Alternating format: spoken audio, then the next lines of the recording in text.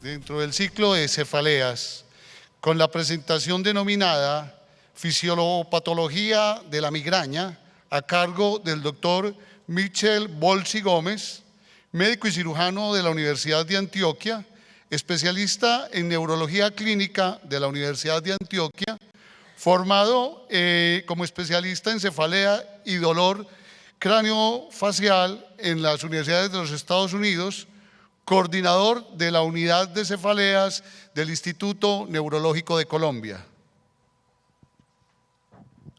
Buenos días, gracias por venir a la conferencia.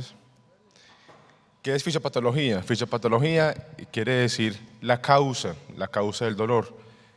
Con esta conferencia lo que yo pretendo es que ustedes más o menos comprendan que el dolor de cabeza es una enfermedad biológica. Nosotros tenemos en el desarrollo del cerebro un sistema que está programado para sentir, para tener sensibilidad, y está entramado en un área que se llama el área sensitiva. Entonces acá lo vemos en un diagrama, tenemos en la parte superior la corteza, que es la parte superficial más externa del cerebro, que es a donde llegan todas las terminaciones periféricas de los nervios, y es a donde llega toda la energía que transmiten los nervios.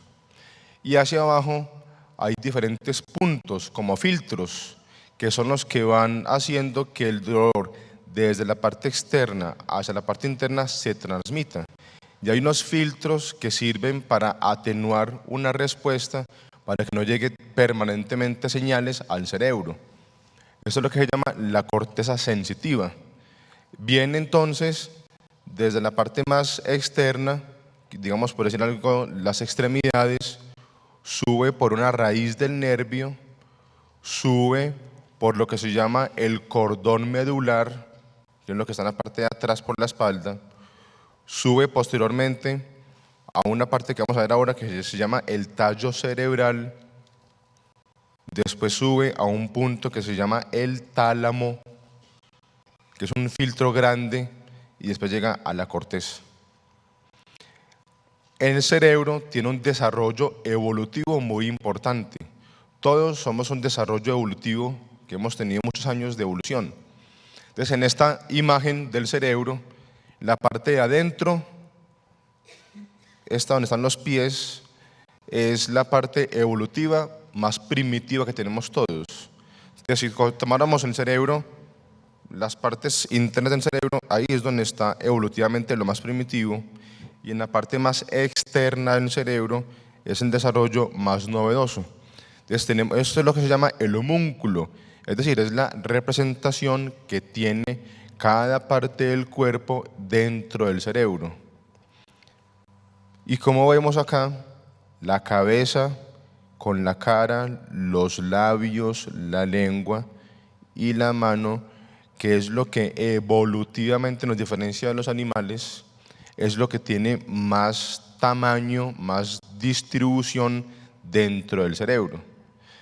¿Eso por qué? Porque como es la parte que se evolucionó más tardíamente, es lo más importante y eso es lo que más hay que proteger. Entonces, por eso, en el cerebro la distribución anatómica es muy extensa para la mano y es muy extensa para la cara y para los labios. Entonces, esta es una imagen del cerebro, es una reconstrucción del cerebro, lo que les acabo de mostrar. El cerebro tiene lóbulos, no sé si ustedes recuerdan que tenemos lóbulos, el cerebro no es una única estructura, sino que tiene diferentes puntos. Entonces, el lóbulo frontal es la parte de adelante, a los lados los lóbulos temporales, hacia la parte de arriba los lóbulos parietales y en la parte de atrás los lóbulos occipitales, y tienen diferentes funciones. El lóbulo frontal tiene la función básicamente de control de la fuerza del cuerpo. Los lóbulos temporales tienen básicamente la función de escuchar, procesar información. Los lóbulos parietales básicamente tienen la función de control de la sensibilidad. Y el lóbulo occipital, control de la visión. Entonces, miren que el cerebro tiene diferentes funciones en diferentes partes. Entonces, En este punto, que está de color verde, se ve, no sé si ven acá en la flecha, esto es lo que se llama la corteza sensitiva. Es el área a donde llegan todas las señales que enviamos desde cualquier parte del cuerpo hasta el cerebro. Recuerde que sin esto no podemos tener ningún tipo de sensibilidad. Desde las extremidades vienen diferentes estructuras, unas que bajan desde el cerebro a las extremidades y unas que suben desde las extremidades por el cordón medular, que es lo que se ve acá en esta imagen en verde, y suben hasta el cerebro. En la cara, en el cráneo, propiamente dicho, lo que el doctor les decía ahora, hay un nervio que se llama trigémino. Tri porque tiene 3 ramas. Una rama que es la parte superior de la cara, una rama que es la parte de la mitad de la cara y otra que es la parte de del maxilar. Entonces, tri por 3 ramas. Ese nervio, como ustedes lo ven acá, la rama 1, la rama 2 y la rama 3, da la sensibilidad a todo lo que sea afuera y adentro del cráneo. Y ese mismo nervio, además, tiene otra raíz, como otro tallo, que da la sensibilidad a la parte de atrás de la cabeza y a la parte del cuello, superior del cuello. Entonces, por eso, como el doctor les decía, los problemas de los huesos vertebrales se acompañan frecuentemente de dolor, porque ese mismo nervio trigémino que da la sensibilidad al cráneo por delante, también la sensibilidad del cráneo en la parte de atrás y del cuello, en la parte superior del cuello. Y lo que les decía ahora, esta estructura pequeña se llama el tallo cerebral. Es la estructura más primitiva del cerebro. Lo tenemos todos los seres vivos. Y en el tallo cerebral, que es lo que está acá, en la parte de abajo del cerebro, es donde están todos los núcleos de neuronas pequeñitos que controlan todas las funciones de los seres vivos: despertar, dormir, presión arterial, pulso, respiración. Y en el tallo cerebral está lo que la doctora mencionaba ahora, lo que se llaman los pares craneanos. Nosotros tenemos 12 pares craneanos que son los que controlan todo lo del cráneo: movimientos de los ojos, la visión, el olfato, movimiento de la cara, sensibilidad de la cara, movimiento de la lengua, sensibilidad de la lengua, escuchar. Todo está ahí en los 12 pares. El trigémino es lo que es el que llamamos el quinto par. Es el nervio de la sensibilidad. Y ese quinto par, el trigémino, se origina más o menos por acá, donde está la flecha, que es en un sitio, o sea, es desde ahí, desde donde se origina ese nervio. Y a su vez, ese nervio de la sensibilidad de la cara y desde la parte de afuera retorna al tallo cerebral, y el tallo cerebral se comunica a su vez con la corteza. Entonces, mire que en el cerebro todo son entramados. Entonces, esta es una visión lateral, como si yo cortara el cerebro hacia la mitad. Eso es lo que les mostraba ahora: los lóbulos frontal, lóbulo temporal, lóbulo parietal y lóbulo occipital. Y este es el tallo cerebral. Entonces, como les decía, hay una sensibilidad que está dada para la parte más grande del cerebro y hay una sensibilidad que está dada para la parte de abajo del cerebro, por diferentes tipos de fibras, que es lo que nosotros en neurología llamamos la teoría de la convergencia. Es decir, que convergen 2 tipos de ramas, como en la casa. Yo tengo un breque que me controla una pieza y la sala, igual sucede en el cerebro.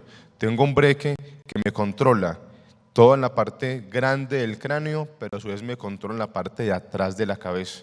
Entonces, por eso, para nosotros como neurólogos, no es tan importante como para ustedes la ubicación del dolor. A ustedes mucho les preocupa el dolor, que sea adelante o atrás, que sea arriba o abajo o a un lado o al otro.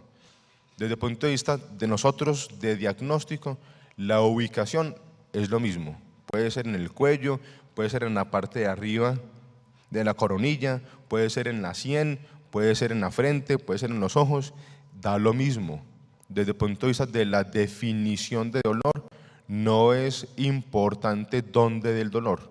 Lo que importa es cómo se siente el dolor, que es diferente. Y como todo está integrado, uno puede tener un dolor que comience en la frente y se va para atrás, o viceversa. Puede comenzar en el cuello, se va para la coronilla y después se va para la frente. E incluso por el mismo nervio puede doler la cara. Entonces, cuando hay gente con migraña que puede tener dolor en el cráneo, en el cuello y en la cara, y sigue siendo la misma migraña.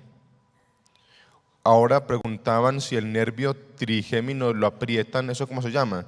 Si lo aprietan se llama una neuralgia, pero una neuralgia se diferencia de una migraña en el hecho que una neuralgia es un dolor de muy corta duración, son segundos, de un dolor intenso y se va, otro dolor intenso y se va. La migraña es un dolor intenso de muchas horas. Entonces, como hay diferentes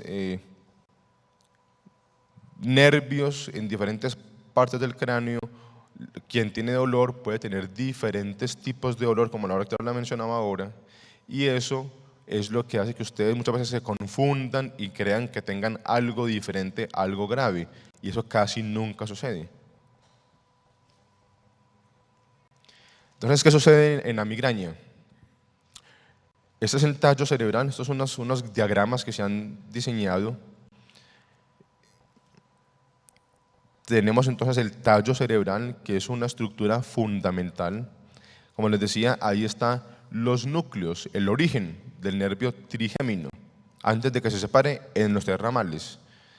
Ese nervio trigémino está percibiendo señales desde afuera del cerebro, y el funcionamiento de los nervios en el cuerpo no está dado porque se toquen físicamente unos con otros, sino que los nervios se comunican por sustancias.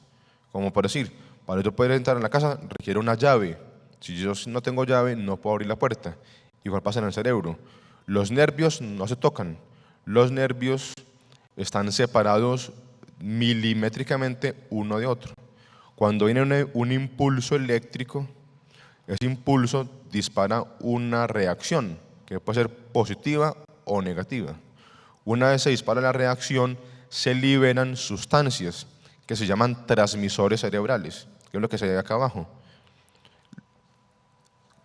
Esto es lo que se llama un axón. Un axón es la parte final de una neurona. No sé si recuerdan qué es una neurona.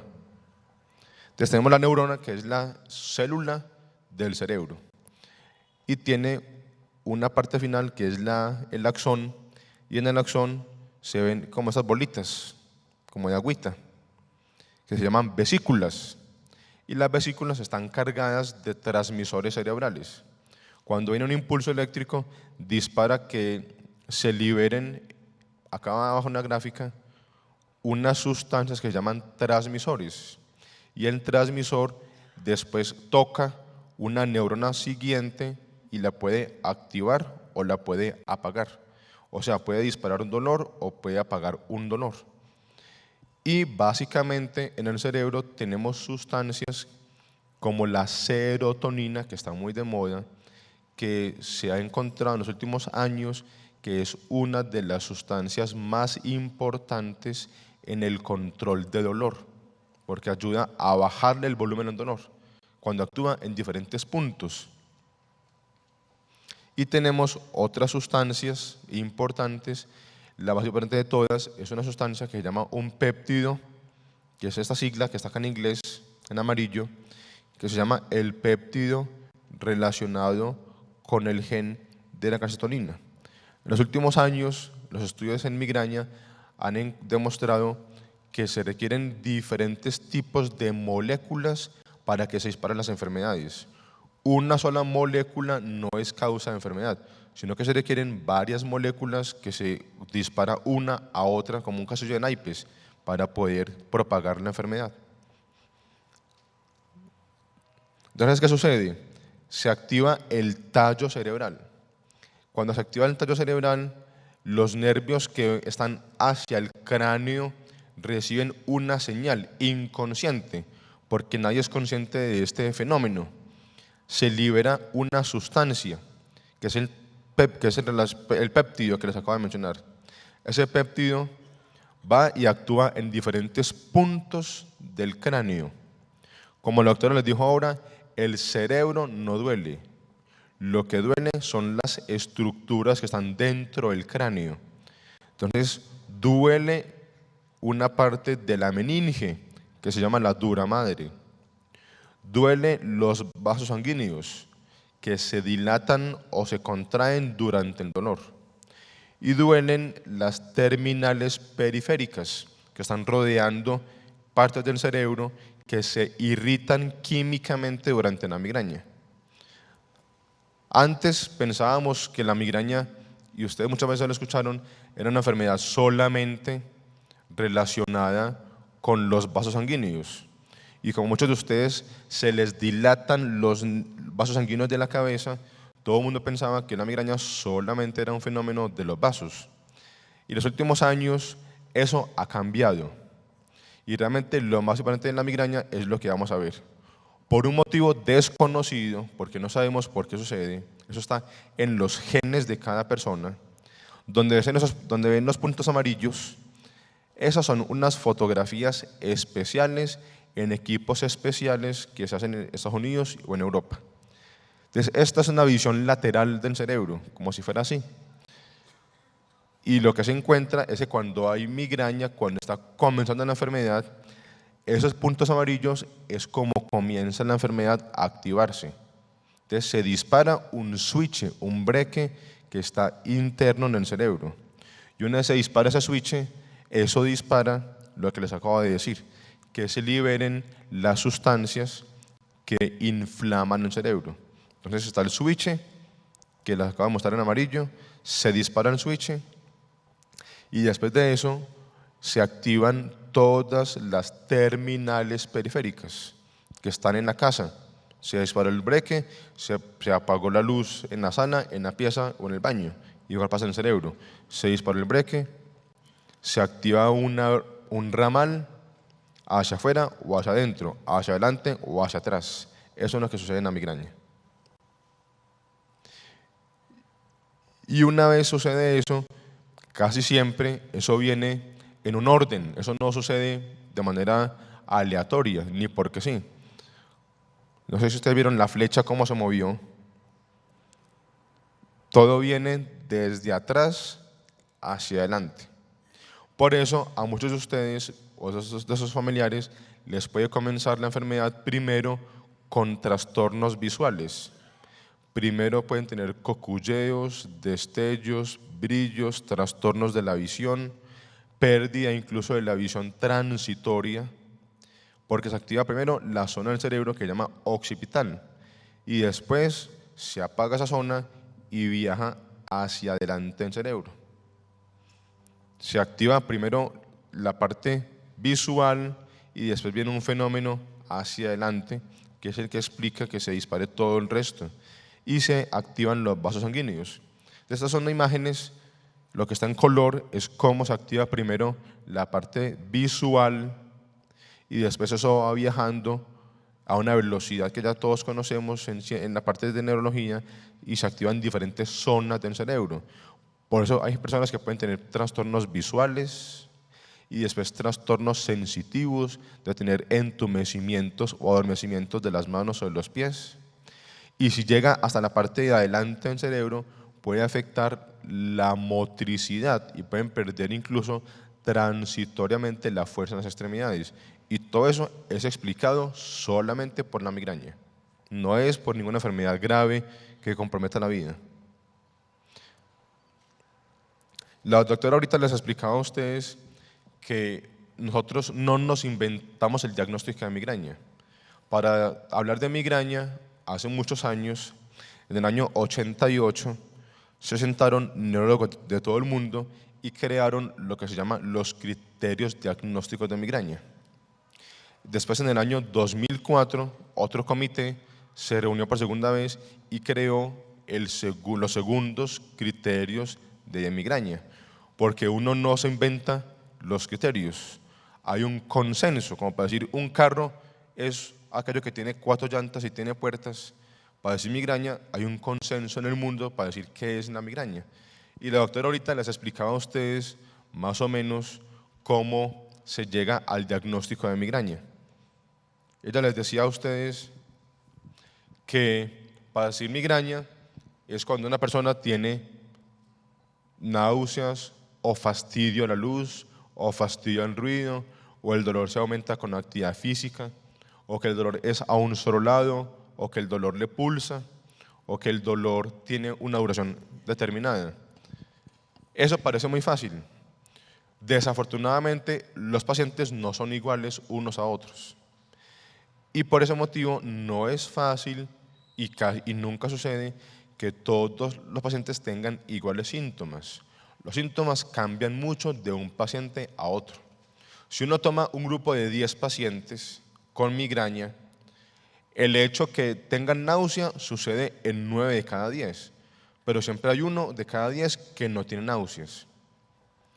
Que el dolor fastidie la luz de los ruidos, o que ustedes con dolor, como ahora pidieron, que haya poca luz y poco ruido.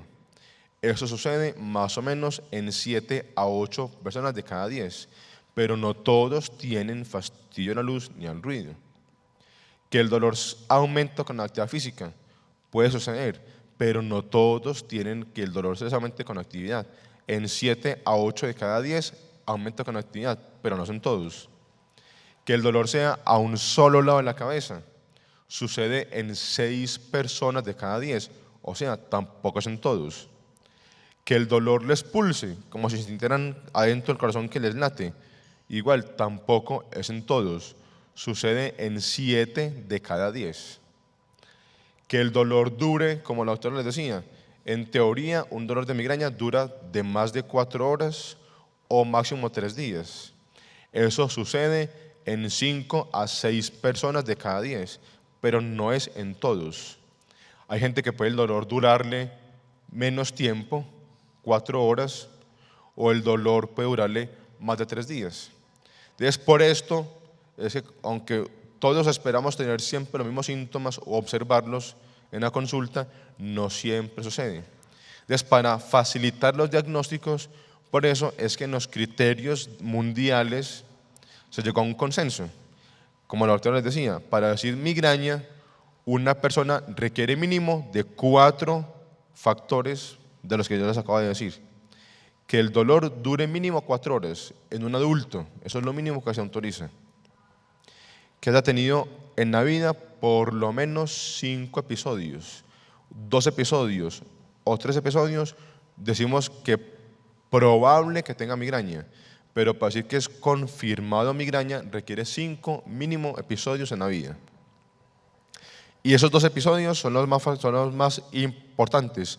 Eso es lo que se llama criterios mayores. Y esos criterios mayores se deben acompañar al menos de 2 criterios menores. Como les acabo de mostrar acá, el coculleo de los ojos, el destelleo, no es un diagnóstico de migraña. No todo el mundo requiere que le destelle para que tenga migraña. No todos requieren náuseas para que tenga migraña.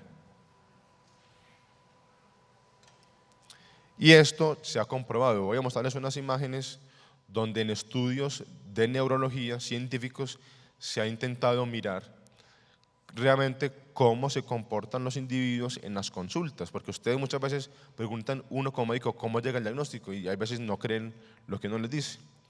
Y frecuentemente, ¿qué sucede?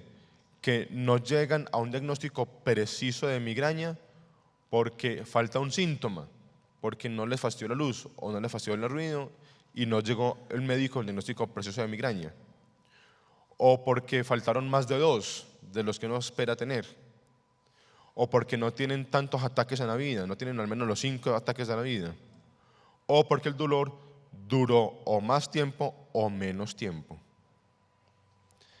Este es un estudio muy interesante, hace muchos años. Unos médicos se sentaron a mirar pacientes que habían sido catalogados como no migrañosos y realmente mirar si tenían o no criterios científicos de si tenían o no migraña. Entonces hay un grupo de 12% de pacientes que habían sido diagnosticados como que no tienen migraña. Y esos médicos, era un grupo de médicos europeos y americanos, norteamericanos, que se sentaron a mirar en los pacientes que tenían diagnóstico de no migraña, si realmente eran no migraña o qué había pasado, si se habían equivocado los médicos.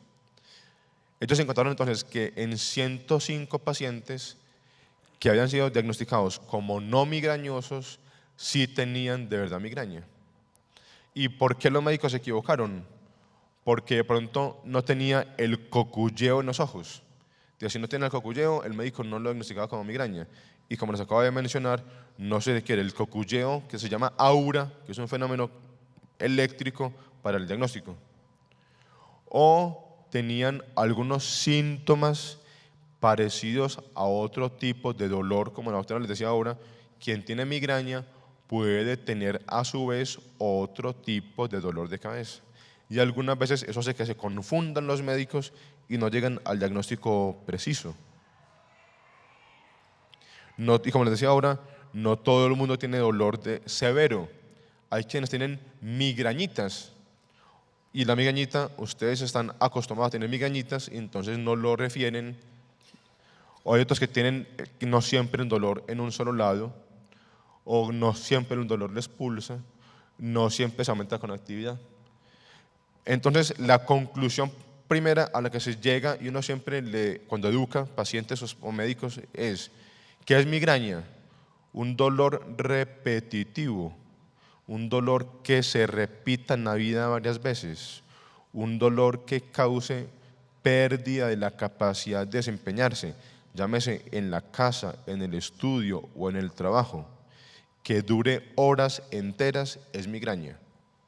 Ya que sientan diferentes los síntomas es otra cosa, pero dolor que se repita, que sea intenso y que les afecte la capacidad de desempeñarse en la vida cotidiana es migraña. En el año 2003, un médico norteamericano, un neurólogo, hizo un estudio. Por lo que les acabo de decir, es muy difícil que un paciente tenga todos los síntomas de migraña. Entonces, él diseñó una cartilla para que cualquier médico en consulta o en urgencias, con 3 preguntas, se acerque al diagnóstico de migraña. Y ustedes también lo pueden hacer en la casa. Quien tenga dolor que le cause impacto en su vida, llámese estudiar, llámese trabajo en la casa o llámese trabajo más grande, que el dolor se acompañe de náuseas y que el dolor tenga fastidio a la luz o que la persona prefiera un sitio retirado con pocos estímulos de luz. 8 de cada 10 personas de esos son migraña en una consulta. Y eso mismo se intentó hacer en urgencias, mirar si esas 3 preguntas tan sencillas, que se demoran menos de 1 minuto, hacían fácil decir si quien va a urgencias tiene una migraña o si tiene una enfermedad grave mortal. Igual, si una persona tiene las 3 preguntas, ninguno en urgencias tiene enfermedad grave. Pero si una persona va a urgencias y el dolor no lo impacta, el dolor no le da náuseas y la luz no le fastidia, ninguno de esos tiene migraña y todos tienen otra enfermedad diferente, grave. O sea que no siempre quien tenga esos síntomas debe ir a urgencias. Igual, ustedes como pacientes se preguntan, un médico solamente preguntándome y examinándome y tocándome, ¿cómo hace para que el diagnóstico sea migraña? ¿No será que se está equivocando? Entonces, en ese estudio que está publicado hace 2 años, en Estados Unidos, un médico se dio la tarea de mirar si solamente un médico sentado en una oficina, preguntando y tocando a un paciente, qué tan bueno es que el médico haga el diagnóstico o qué tanto se equivoca el médico haciendo el diagnóstico. Desde el punto de vista de estadística, lo que se encontró es que un médico haciendo las preguntas precisas en una oficina y tocando a un paciente sin hacer ningún examen especial ni costoso, captura 9 de cada 10 pacientes con migraña, sin necesidad de hacer exámenes. Entonces, por eso lo que ahorita le decía a la doctora, no se requieren muchos exámenes para hacer diagnóstico. Científicamente ya está comprobado. Solo preguntando y tocando a un paciente, cada 10 pacientes que nos consultan por dolor de cabeza, diagnosticamos precisamente, sin equivocarnos, 9, sin hacer exámenes. Igual, entonces hay estudios que se preguntan, uno, ¿será que siempre requiere hacer exámenes de la cabeza? ¿Siempre será que se requiere tomografías o resonancias costosas del cerebro? Y la respuesta está acá. Si la persona tiene los síntomas de migraña, que el dolor le pulse, que el dolor dure el tiempo que está estipulado, de 4 horas a 3 días, que el dolor sea en un solo lado, que tenga náuseas y le cause impacto, ninguno de esos pacientes requiere exámenes especializados. Nunca, nunca. Si un paciente no tiene esos síntomas, es decir, que solo tiene dolor, pero el dolor no tiene un síntoma característico de migraña, o como la doctora les decía, que tenga algún trastorno cuando nosotros examinamos, que es lo que se llama un examen neurológico, que tenga alguna sutileza en los reflejos, o en la coordinación, o en la fuerza, o en la visión que esté alterado, ahí sí podemos decir que siempre se requiere hacer exámenes especiales de la cabeza, llámese TAC o resonancia. Pero si un paciente tiene un examen neurológico normal y los síntomas son los que les acabo de mencionar, que son los que usualmente tienen todos los pacientes, los exámenes de la cabeza, de TAC o resonancia no son necesarios. Les voy a mostrar unas diapositivas muy interesantes, varios estudios. Un estudio donde se estudiaron cerca de 2.000 pacientes con dolor de cabeza, que no tenían nada anormal cuando los examinaban. Solamente en uno de esos se encontró una alteración en el TAC o la resonancia. En otro estudio que se hizo en España, se encontró que desafortunadamente los médicos nos dejamos convencer de ustedes los pacientes de pedir muchos exámenes porque a ustedes les da temor tener algo grave en la cabeza. Entonces, ¿qué encontraron en este estudio? Que en Europa se gastaron cerca de $20.000 por paciente haciendo exámenes. Y tristemente ese dinero no cambió el diagnóstico. Y para poder haber llegado a un diagnóstico se gastaron cerca de $70.000 en exámenes para poder llegar a un diagnóstico. Entonces, ¿cuál es la conclusión de esto? Estamos malgastando recursos, porque no por tener muchos exámenes, los exámenes van a cambiarles a ustedes, los pacientes, un diagnóstico. Y ese dinero que se pudiera utilizar para dar mejor tratamiento, lo estamos usando y lo estamos malgastando en exámenes que no nos van a cambiar mucho la conducta. Recuerde que los exámenes no dan diagnóstico. Si yo como médico no sé qué tiene un paciente, un examen no me va a cambiar el diagnóstico. Si yo no sé qué tiene el carro cuando va al taller, el mecánico tampoco va a poder resolver el problema. Entonces, conclusión, un paciente que tenga un dolor de reciente aparición, de un mes, ese sí tiene que ir a examen. Por eso el paciente, y si tiene algún trastorno en el cuerpo, que se paralizó, una mano o medio cuerpo, o perdió irreversiblemente la visión, o perdió irreversiblemente el equilibrio, o perdió irreversiblemente la conciencia, ahí sí requiere indudablemente exámenes. Pero si no hay ningún tipo de trastornos, como les acabo de decir, realmente los exámenes aportan muy poquita información, muy poquita. Y lo que la doctora les decía, y para que ustedes también lo recuerden, si hay algún trastorno inusual fuera de lo que ustedes han tenido habitualmente en el dolor, ahí sí deben consultar por urgencias para que el médico les haga exámenes. Pero si no hay ningún trastorno fuera de lo habitual de ustedes, es muy poco. Una migraña no tiene por qué dar inconsciencia.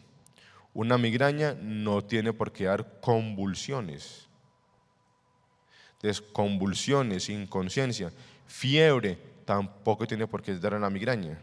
Eso ya significa que tiene otra enfermedad diferente, que es lo que llamamos banderas rojas. Es decir, ojo, que hay algo que no es normal fuera del patrón usual. Que el dolor cambie, que habitualmente a usted no le da dolor cuando tosía, que a usted no le da dolor cuando hacía deposiciones, y ya usted va y hace deposiciones, orina o levanta objetos pesados y siente que el dolor le cambia. También es otro hecho que motiva que el paciente consulte y que el médico le haga exámenes. En este estudio, un estudio que se hizo en España, un médico estudió cerca de 1.850 pacientes que consultaron a urgencias con migraña, y el doctor se dio la tarea de intentar analizar qué cosas de los pacientes hacían que el médico prediga si un paciente tiene algo grave o no en la cabeza. Entonces él les miró si el examen, al examinar el médico, es normal o es anormal. Si el género, ser hombre o mujer, hacía algo en el diagnóstico. Si tener dolor severo o leve modificaba la predicción de tener algo grave en la cabeza. Si el dolor se empeoraba al moverse o no, o si el dolor recientemente había aparecido, o si el dolor lo tenía hacía muchos años. Mire que el doctor acá evaluó muchos factores diferentes. El único factor que le permitió a un médico predecir que un examen iba a salir anormal era tener un examen neurológico anormal. Este número que está acá, este 42, estadísticamente es lo que se mostró, que si yo tengo un paciente que tiene algo anormal al examen neurológico, hay una alta probabilidad que el TAC o la resonancia salga anormal, con algo adentro, llámese tumor, llámese malformación. Pero si todo es normal, independiente del género, independiente de que el dolor haya aparecido recientemente o lo tenga hace años, la probabilidad de tener algo anormal es de menos de una persona de cada 100.000, como se lo dijo la doctora. Entonces, una conclusión para ustedes como pacientes es que no estén siempre exigiéndole al médico que les hagan muchos exámenes. Porque mire que científicamente ya tenemos muchos estudios que nos han permitido llegar a la conclusión que primero, esto es una enfermedad de los circuitos eléctricos, como le mostré en las fotos iniciales. Los circuitos eléctricos, por motivos desconocidos, están alterados. Y por ese motivo es que es una enfermedad difícil de manejar porque es incurable, porque no tenemos forma de manejar los circuitos. Y segundo, los circuitos no se ven en los exámenes.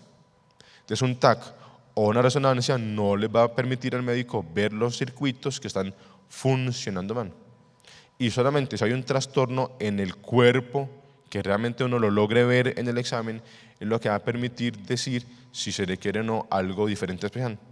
Y como para concluir, nosotros los médicos tenemos 4 puntos que siempre tenemos que estar mirando porque un paciente no mejora.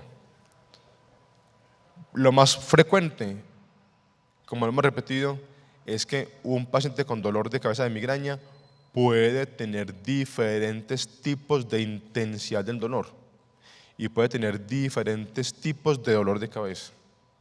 Entonces, si uno como médico no es consciente de eso, frecuentemente se equivoca. 2, que no les educamos a ustedes los pacientes a reconocer qué cosas de la vida les disparan los dolores de cabeza.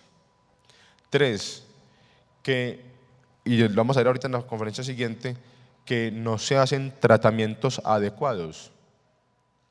Y si no se hacen tratamientos adecuados, un paciente no mejora. Y 4, que se nos ha olvidado educar a los médicos y a los pacientes que quien tiene migraña frecuentemente tiene otras enfermedades asociadas a la migraña. Y tener otras enfermedades asociadas a la migraña hace que la enfermedad termine por ser más difícil de manejar, más crónica y más resistente a los medicamentos. Eso era todo.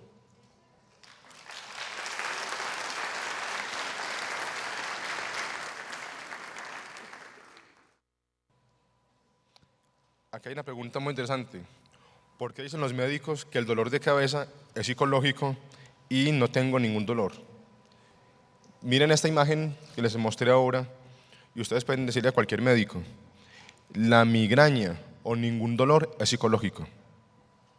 Los dolores de cabeza son enfermedades biológicas, son enfermedades debidas a un trastorno del funcionamiento de los circuitos eléctricos del cerebro. Nunca una enfermedad psicológica es causante de una enfermedad biológica.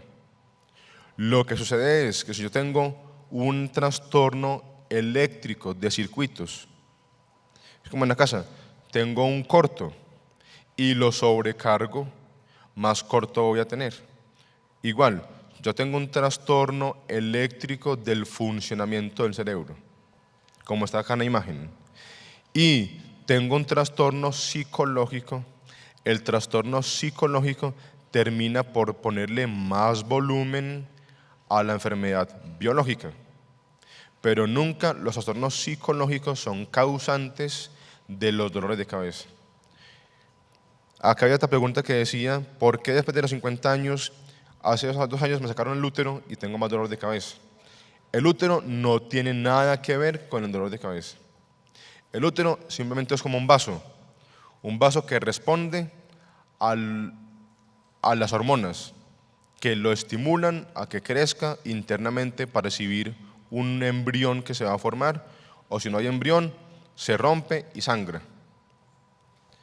Tal vez lo que sucede es que después de unos años a la mujer le da lo que se llama la menopausia. Y la menopausia significa que las hormonas empiezan a cambiar. Y como les decía, los estrógenos tienen una antena, un receptor que está en el cerebro. Cuando hay menopausia en la mujer, una de las hormonas que más cae es el estrógeno. Y aunque pensábamos antes que una mujer en menopausia la migraña se le curaba, ya sabemos hoy en día que la migraña no se cura con los años ni con el envejecimiento. Y por el contrario, frecuentemente con los años, como vamos a ver ahorita en la conferencia que nos sigue, mientras más años ha habido dolor y más trastornos hormonales hay, más termina el cerebro por entrar en un cortocircuito y por empeorarse.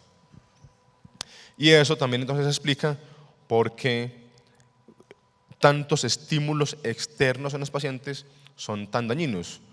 Muchos de ustedes requieren usar gafas permanentemente en sitios incluso de oficinas, porque el cerebro de ustedes no logra tolerar los estímulos que normalmente debería aguantar. Dicen el cansancio que tiene que ver con el dolor de cabeza. Es lo mismo. Si yo tengo un cerebro que no es muy aguantador, es como un vaso. Un vaso tiene un límite. Yo voy sirviendo hasta que ya no aguanta y se rebosa el líquido que yo estoy sirviendo. Quien tiene migraña, el cerebro, la capacidad de aguantar es menor que los que no tenemos migraña. Y por eso fenómenos como la fatiga, el cansancio, el estrés terminan por rebosar más rápidamente el cerebro que los que no tenemos migraña. Los alimentos, ¿por qué disparan migraña? ¿Qué tipo de alimentos? Realmente, así como los trastornos psicológicos no son causa de la migraña, los alimentos tampoco son causa de la migraña. Lo que sucede es que el cerebro es una torre de control, es como un radar, permanentemente está haciendo un sondeo de qué pasa afuera y adentro del cerebro.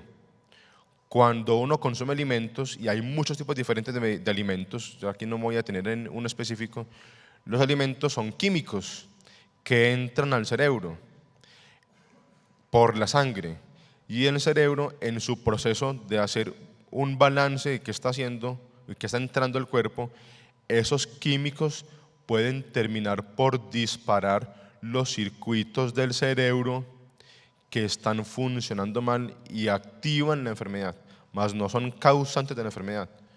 Igual, los trastornos intestinales de tener náuseas o vómito durante el dolor tampoco son un fenómeno que causa la enfermedad. Simplemente que en esta estructura del cerebro, del tallo cerebral, donde está el centro que controla el dolor, cerca, muy cerca, está el centro que controla todos los movimientos intestinales. Entonces, una vez se activa el centro del dolor, frecuentemente se activan todos los centros del cerebro que controlan diferentes funciones. Y por eso es muy frecuente que quien tiene dolor tenga o náuseas, o vómito, o diarrea, o que se le suba el pulso o la presión, que se tornen pálidos, que se tornen sudorosos, pero todo es porque se activan diferentes sitios del cerebro que controlan las funciones vitales del cuerpo. ¿Es normal que una niña de 10 años le dé dolor de cabeza? Sí. El cerebro es el mismo, sea uno niño o sea uno viejo. Entonces, realmente, como el doctor les dijo en la primera conferencia, la edad no es un factor limitante para el diagnóstico. A cualquier edad de la vida, la migraña puede comenzar desde los 2 años o antes, o puede comenzar después de los 60 años o después. Entonces, realmente, como les hice mucho énfasis en la conferencia, lo que más importa es la cualidad y las características del dolor, por encima de cualquier cosa, por encima de la edad, por encima del género, por encima de la raza, por encima de lo que uno se exponga en la vida. Lo que más importa es el trastorno de los circuitos nerviosos internos del cerebro.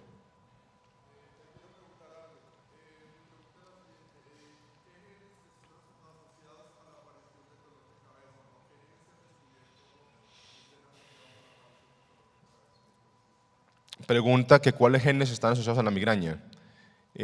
La migraña es una enfermedad genética, pero no hay un único gen que cause la migraña. Hay múltiples genes diferentes que están asociados a la enfermedad. Sabemos que hay unos genes relacionados con unas compuertas que se llaman canales. Entonces, hay unos genes de las compuertas de sodio, de potasio y de lo que se llama el ATP, que son los que más se han encontrado asociados a la migraña. Pero la migraña, desde el punto de vista biológico, es lo que se llama una enfermedad multifactorial. Una sola causa no lo explica. Se requiere que uno tenga una predisposición genética y que esa predisposición genética se exponga a algo en la vida para que ese algo en la vida pueda disparar la enfermedad.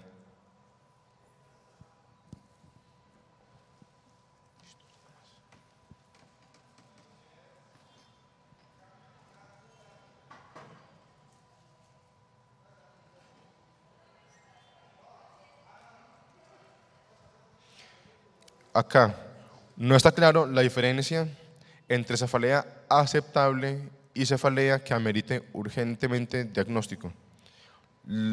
Lo primero es, no es aceptable nunca tener dolor de cabeza. Es frecuente que la gente en la vida tenga dolor de cabeza, pero no es de ninguna manera aceptable tener dolor. Ni suave, ni fuerte, ni ocasional, ni todos los días. Lo aceptable es nunca tener dolor.